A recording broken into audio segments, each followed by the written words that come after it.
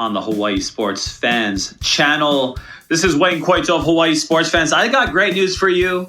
As you already know, it's New Mexico Bowl week for the Hawaii football fans and family members and all those. I mean, of course, the team and coaches as well, but we're here to talk fans, right? And we are excited to finally have a bowl game, a postseason game, and hopefully have everything just go. I'm knocking on wood right now, and I'm not going to jinx it or botchy it, as we say in Hawaii, but everything looks good. The team has gone on the plane. They have departed Oahu. They have landed in Dallas. I just got a report from our boy Ryan Siu on the ground there, Hawaii boy living in Dallas. He says that in his airplane spotting group on Facebook, and some of you airplane spotters, we see you on Lagoon Drive and stuff, checking out planes in Honolulu International Airport. And in LA, where I'm coming at you, close to LAX, actually, there's a hill that people watch planes come in and out every day, and it's a beautiful thing. But in Dallas, what's strange today at DFW Airport is a Hawaiian Airlines plane came in, and that was the charter flight of the Rainbow Warriors, and they have definitely confused a lot of people as to why is there a Hawaiian Airlines plane coming into Dallas Fort Worth Airport, but it's nice. They're there. So UH is ready. I'm going to be there. I'm in LA. I'm almost there, almost to Texas, about halfway from Honolulu. Not halfway, over half the distance from Hawaii to Texas. But excited to get there on Wednesday, do the Wayne Coito show from somewhere in Dallas. Who knows? Maybe in front of the stadium, maybe in the stadium. I don't know if they'll let me in, but who knows? We'll see. Now that I'm media official, and now that Hawaii Sports Fans is a part of the media pool there, which is extremely limited this year, obviously, just in the scope and what you're able to do as media members and how you interact with the players and with the coaches, and with the press conferences being virtual and stuff. Everything is really different, but still going to be very exciting. And, with this New Mexico Bowl and Hawaii playing in it, and we've seen teams drop out of bowls recently. So we're talking about the Mountain West. San Diego State and Boise State have both decided to abstain from bowl games this year, and they're going to stay home. And when we talk about the ramifications of staying home, especially in a year like this, it seems like, of course, right? With the COVID, whatever, it's not important to some teams, right? Getting through the season, navigating through the season successfully, 8-game season. If you got through 8 games, if you're lucky like UH to get through 8 games, then that's success in itself. But for teams like Boise and San Diego State, who obviously, San Diego, probably a little bit of bitterness. That's why they bowed out of their bowl or decide not to play in a bowl game.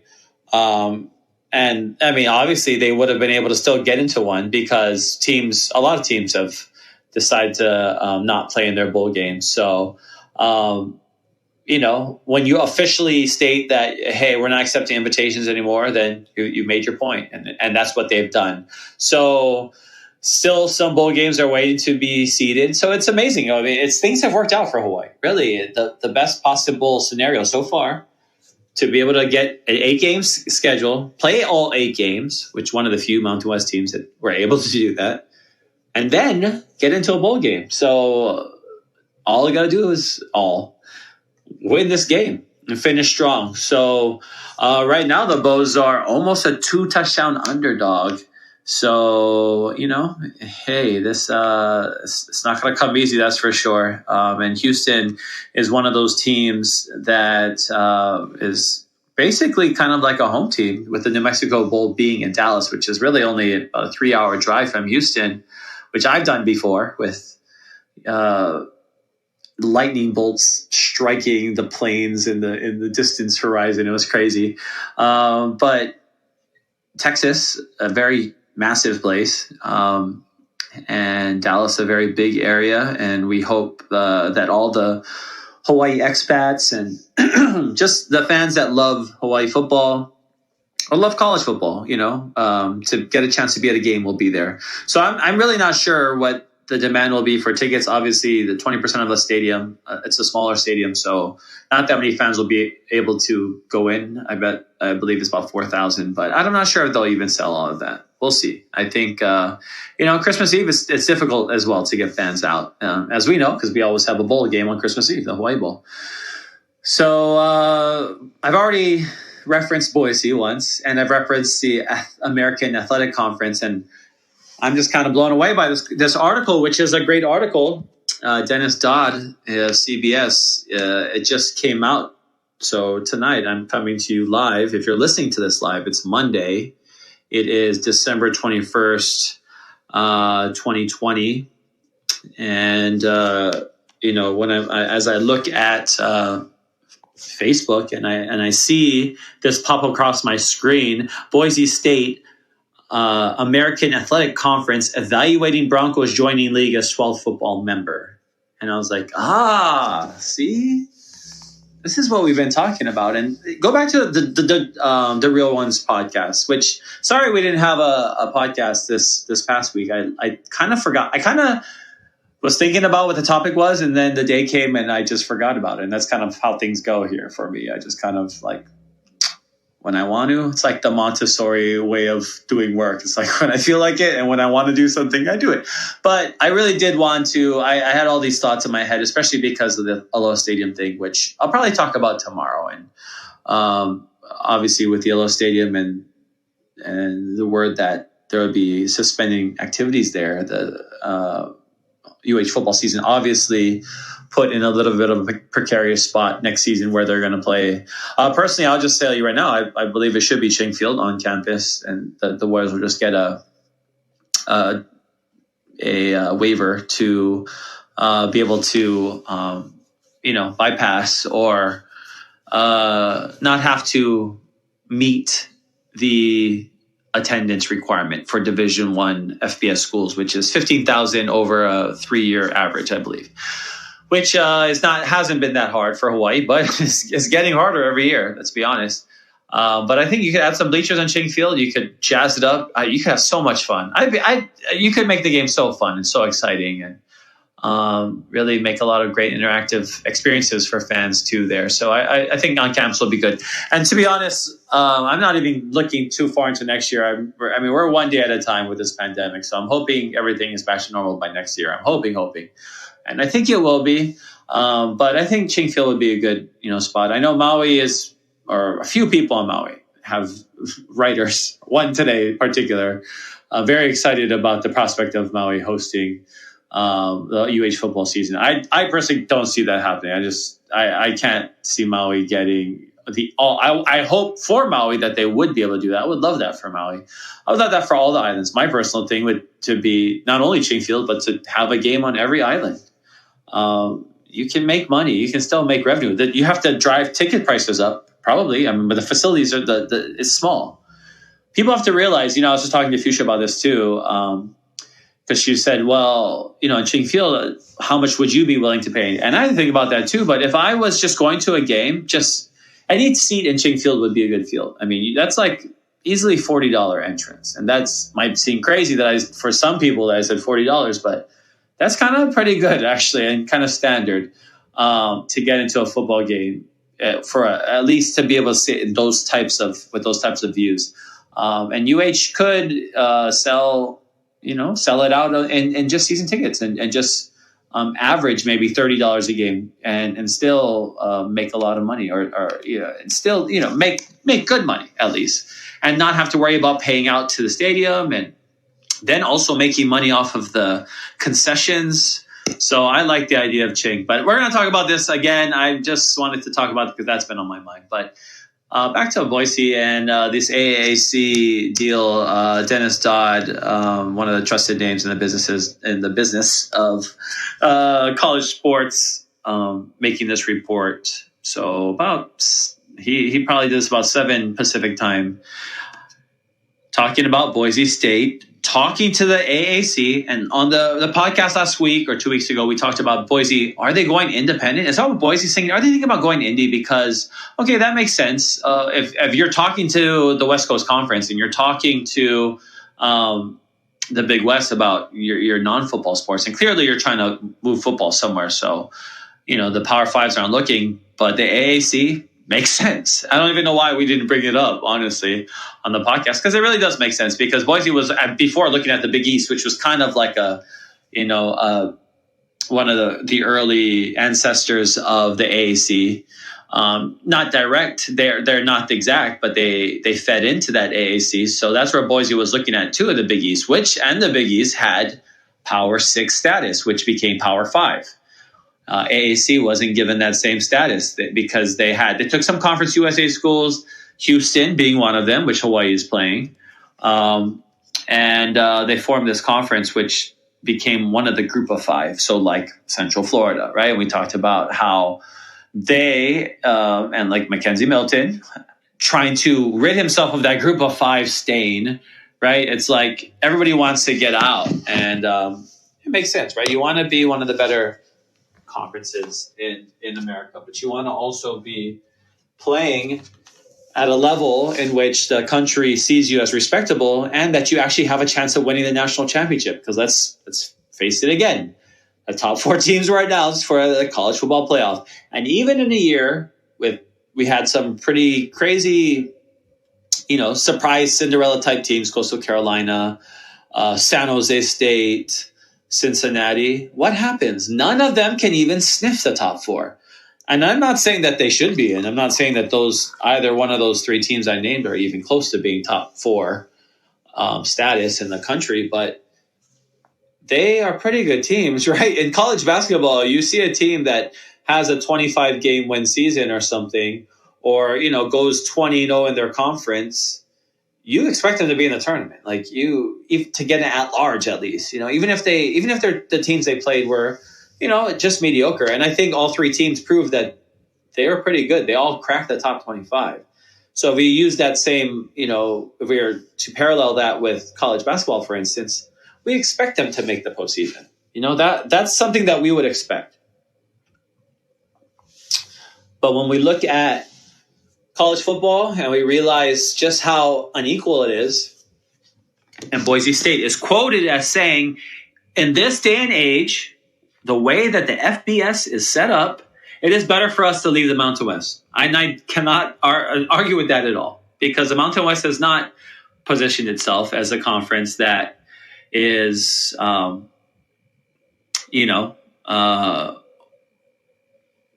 trying to crack, while the AAC is. And while the AAC in the last 6 years has sent their representative to the New Year's Six, while only Boise has gone from the Mountain West. So clearly Boise is the one school that has kind of superseded their peers in the Mountain West. And that's why, if you're a Mountain West person, even if you're a little bit peeved by San Jose's Twitter account and the fact that they like to go after all of the teams that they beat, which it is what it is. I think it is funny, but San Jose State, you should be happy to see them beat Boise, a team that believes that they're superior to the other schools in the Mountain West and has not a bad argument for it. But it shows a little bit of parity that San Jose won that game and won it convincingly and wasn't in charge of that game the whole game. I don't recall any time a conference game that Boise has played in, that Boise, was not the aggressor, was not the stronger. And it's like, whoa, it's crazy to see, San Jose just take control, just be. San Jose looked like the veteran. San Jose looked like the team that is used to being on top. So really, Chris, a great job that the Spartans have done, as much as they can annoy us sometimes. Boise State. So no, I asked a question and we posed that question. Is Boise State thinking indie? Are they thinking independent?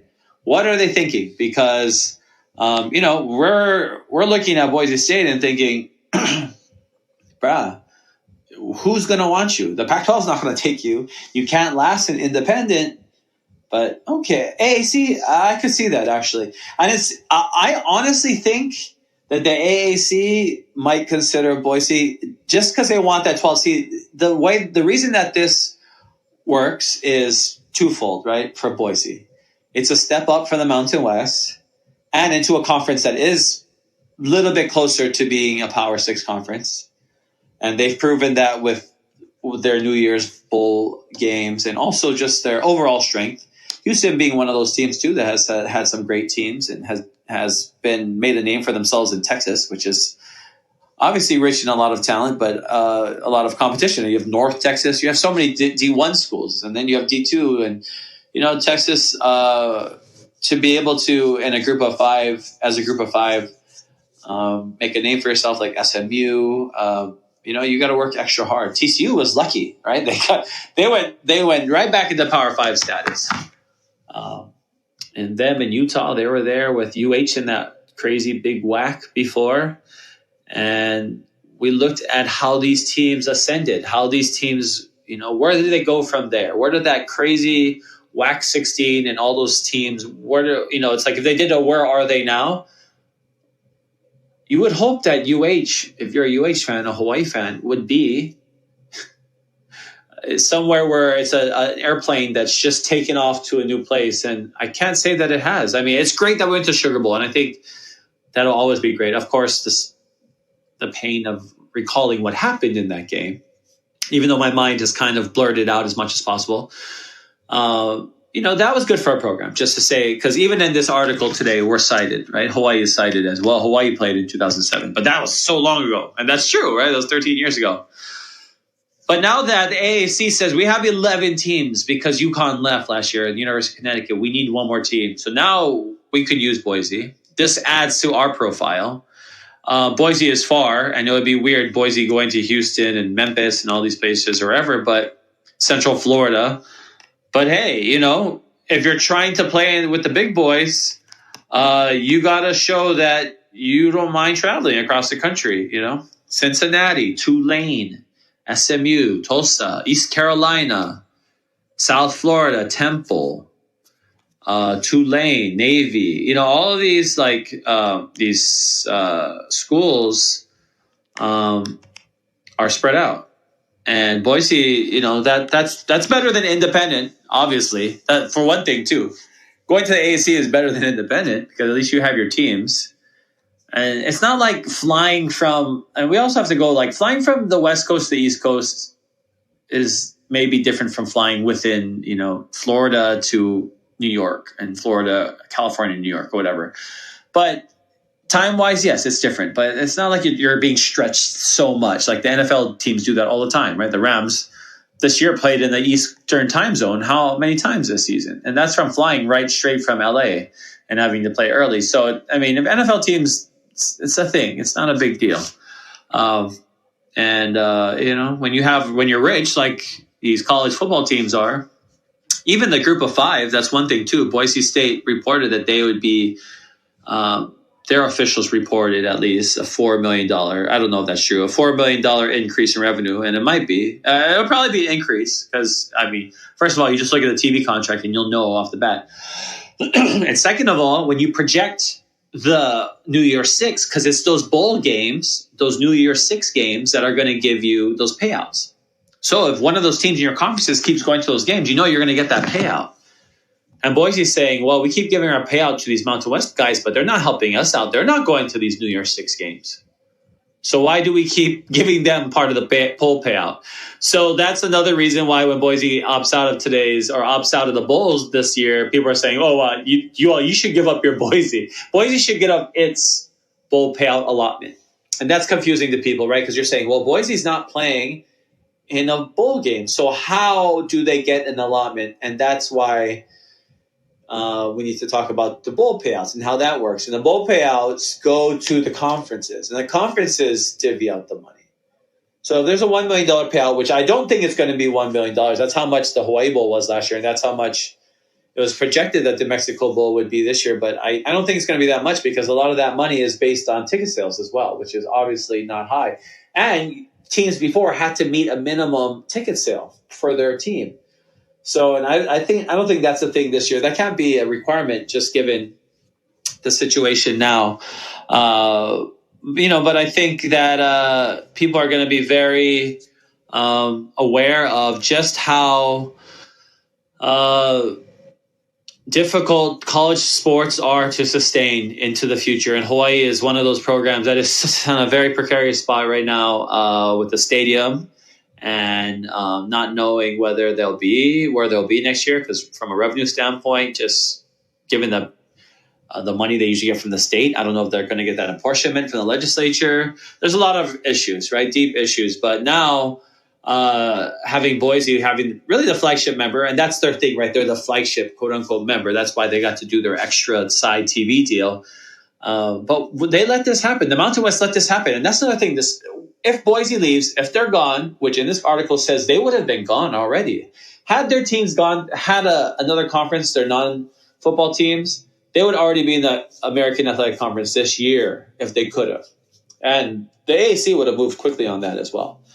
So that's just where that's how fluid that situation is. And I can tell you from someone that works in a conference office, I work in a D2 office, but as close as those ADs will be in a room, that one AD could step out and be talking to another conference and not tell any of the ADs. And they'll be chumming it up and the other one will be out there. And I've seen it at my own conference. Teams leave for other conferences, go D1, tell ADs. There's a team that in our conference that went D1 and was like, yeah, we're playing in 10 years of going. Like they left in 1 year. Like they just like sped it up and we're gone. And nobody knew until media got a hold of it. And it's crazy because some of these guys are on conference calls or they're in meetings face to face with their peers and you don't know what's going on. And that's exactly what happened in this situation with Boise is that they've been talking to people and they've been, by people, I mean the American Athletic Conference. And it's funny. So this article goes and asks Craig Thompson, the Mountain West commissioner, and he's like, I have no idea what is going on. Of course, the American Athletic Conference, they don't want to say anything. They're like denying. They don't want to give comment. But Mountain West, and I believe him because I'm sure Boise went over, even though Boise's been cryptically just dropping all these things in the media, right? All these little gems about how they want to leave, how they're above, the Mountain West, how, there's no commitment to excellence. And Coach Harston has particularly been very vocal about what standard he expects from, everywhere from the school to the fans to everything. So I honestly appreciate that about him as a coach. I feel like he sees where college football is headed. And that's why it's a dilemma when you're a group of five team. We talked about that, the dilemma of the group of five. That was the name of the podcast. Go back and listen to that one, the real ones. Because you are in the spot where you're like, what are we? Are we like just going to always be a mediocre or what do we play for? Because look at San Jose, look at Cincinnati, what they're doing, Cincinnati, the AAC, and they're not even getting sniffed at the top four. It's like saying, you're in these group of five conferences, you have no chance of winning a national championship. And that's, that affects recruiting too, obviously. I think that affects recruiting more, to be honest. A lot of kids want to go to the Power 5, obviously, just for the NFL. That's going to be the biggest thing. They're going to think, I want to play in the NFL. I'm going to go to a Power 5 school. But legit, when you're in Power 5, that's the only chance you have to go of winning the national championship. There's just Group of 5 just offers no chance. And UCF, as well as they were, 13-0 or 12-0, 13-0, right, beating Auburn in the Peach Bowl. I mean, if that didn't show that they deserve to be in the top four, what else could they have done? And that's why the system is a fail. It needs to be at least 8 teams, not 16. At 8 teams, you're still going to have probably some teams that don't deserve to be in there, but at least you could guarantee a spot for a group of 5 team. I mean, that at the very minimum has to be a guarantee to get in. And Boise's tired of that stepchild, so they want to upgrade from the stepchild to the glorified stepchild, because literally that's the AAC is still a stepchild, but they feel like if they call themselves the Power 6, then that's what it is, right? Like when they call themselves the mythical national championship or the actual national champions, and the rest of the world was calling them mythical national champions, but that's what they are, and that's true. It's about branding. It's about you're putting your product out there. It's about building revenue streams. And those conferences are about that. Those schools are about that. They get the game. So I understand why Boise would want out. I'm not blaming Boise for wanting to leave. And clearly, I see what the issue with the Mountain West. I see what parts of the Mountain West I don't like personally as a fan. Hawaii, first of all, is the stepchild of the Mountain West. So we're already at a lower status. And that's something that needs to be put back on the table, especially if Boise leaves, is the travel subsidies that Hawaii has to pay, because those are crippling. Those are, now more than ever, now with the financial challenges that the school is facing, those are bills that won't even be able to pay. If I was UH, I wouldn't even pay them. I just wouldn't. I just like, it's crazy. Like, we're going to say, okay, we have to keep paying for you to come, and we're struggling ourselves. That's just, it doesn't make any sense. And, for teams that would complain about Boise having special status and how they're upset that Boise always has this special deal, but at the same time, they all have this sweet deal. They're all picking on UH. It's just kind of ironic and rich of these Mountain West schools. But Boise State is right now in a position where, even though they lost the Mountain West championship game just a few days ago to San Jose State, they, as a program, are trending in a good direction, and they're in a place where they've made a name for themselves on the national scene. They have a national identity. They have a brand. It makes sense that maybe independent might be too big of a challenge for them, but the AAC would make sense, even if it requires them flying, to Central Florida. They don't care. They'll do that. And their fans will go too. And that would be fun too. I mean, let's face it, if Hawaii was in the AAC, I would probably take the AAC. And I would still go to all the games too. It'd be, kind of fun, maybe going to Memphis and all these other places. But, this is going to have ramifications too on the future. And I think the AAC, just with how aggressive they are and their desire, and they are, cutthroat. And when you're a group of fives, right, it's like you are all getting the scrap. So the MAC, the Sun Belt, the Mountain West, the Conference USA, AAC, they're all just fighting each other, right? The AAC just has the edge. The AAC is just a little bit better than everybody else. They're like the middle child, and we're all just like the smaller stepchildren. But they want acceptance, and they will fight harder to get that acceptance. And I can see why Boise would rather be a part of that. I think when it comes to this article, which I would recommend you go read at cbssports.com, Boise State cut a bunch of sports as well. So they clearly are, trying to go all in on football. I mean, with the challenges of the financial crisis that everyone is in right now, but particularly sports and college sports, cutting individual sports is something that is natural. It's going to be something that ADs use to balance the sheets every year. Or not every year. Hopefully not every year they don't cut sports. But when big crises happens, that's what happens usually. But this year, Boise really going and, cutting baseball and swimming and diving. I mean, they're cutting sports that are like kind of getting close to like the core sports. Right? Like baseball is a pretty American sport, core sport for most schools, having a baseball team. And swimming and diving too. Most colleges and universities have that. But now that they're saying, well, we're trying to find a home for all these guys, but we're going to kind of focus on football. I think that Boise can make a success out of this, and I wouldn't put it past it. I mean, it all goes with the leadership, and right now the president of Boise is behind this, which is big to have it at that level, executive level, and they're looking for an AD too. We already know that Coach Harsin wanted the school to leave in September. He made that comment. That wasn't very clear. That was an overt comment, but everybody's like, well, he's just kind of. He's just kind of saying what he's saying. But what he was saying was, without telling people, is, hey, my guys are talking to their guys already. So I'm just letting you guys know that we're not happy. And now that CBS has, gotten these sources talking, it makes the pieces are kind of starting to come together now. And Craig Thompson, ironically, is quoted as like acting like the other members. They have to answer to the other members. Like the other members are scared of them. It's just funny. I just can't. It's just funny with athletics. And, just a battle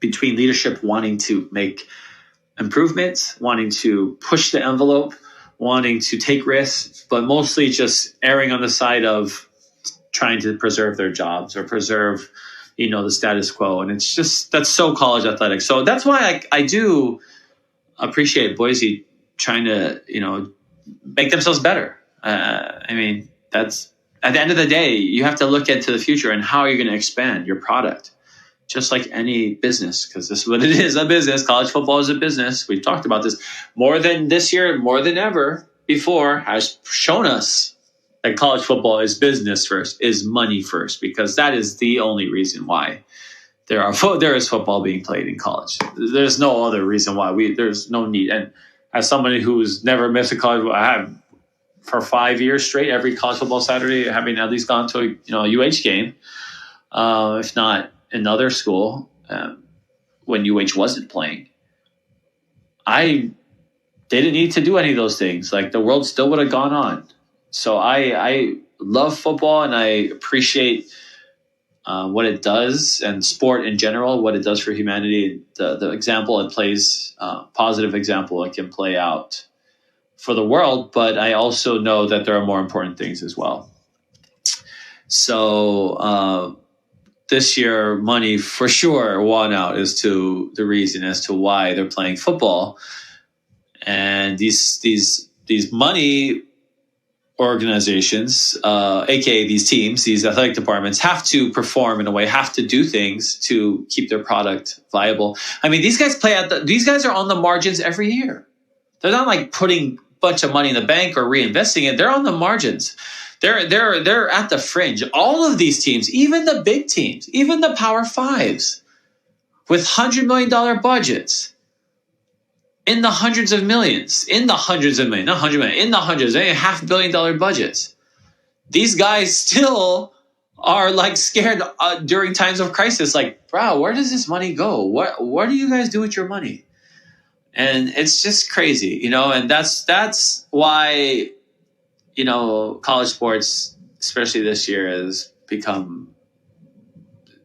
going to have a black eye just being hypocritical, especially when they keep talking about player safety or student well-being.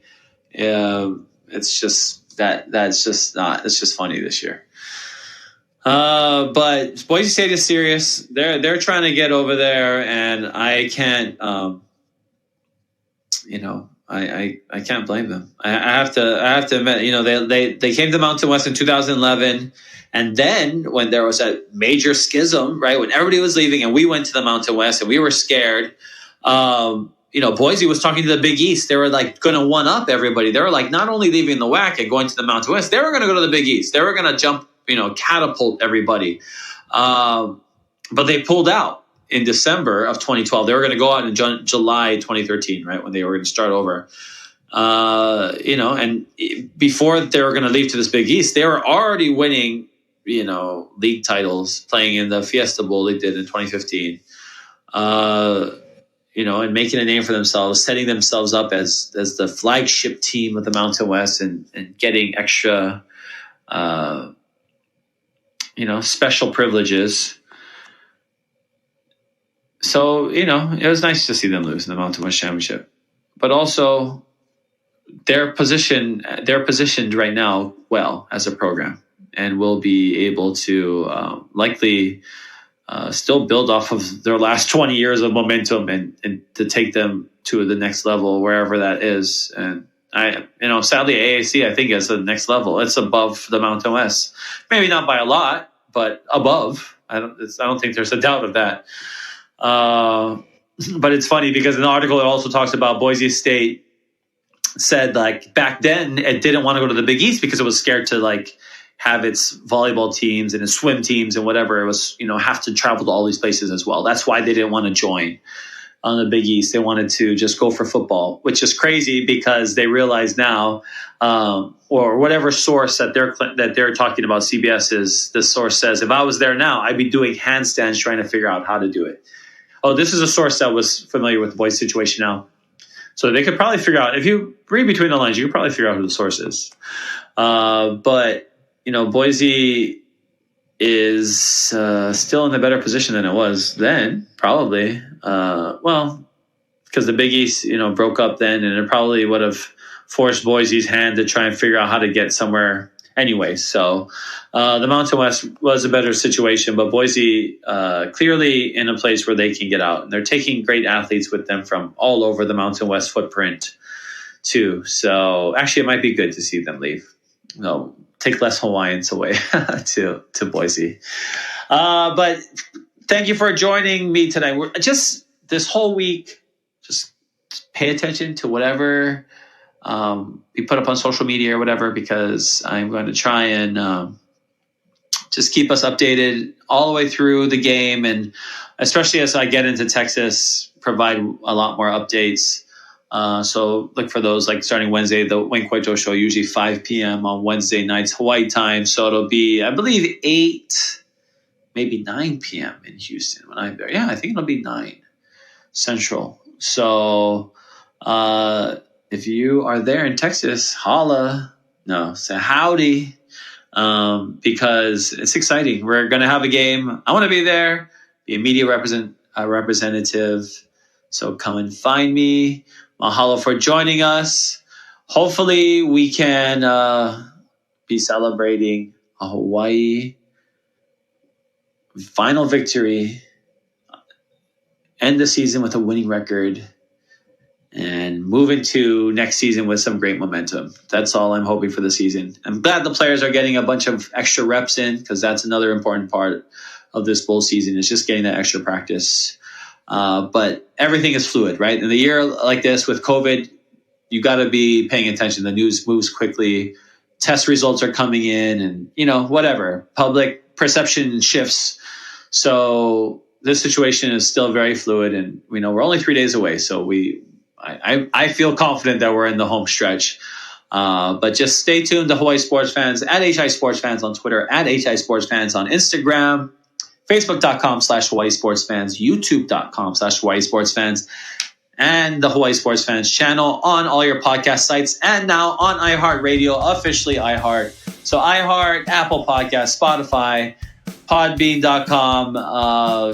Come find us, come subscribe, come listen all week long. Mahalo for joining me. I'll talk to you guys later. Take care.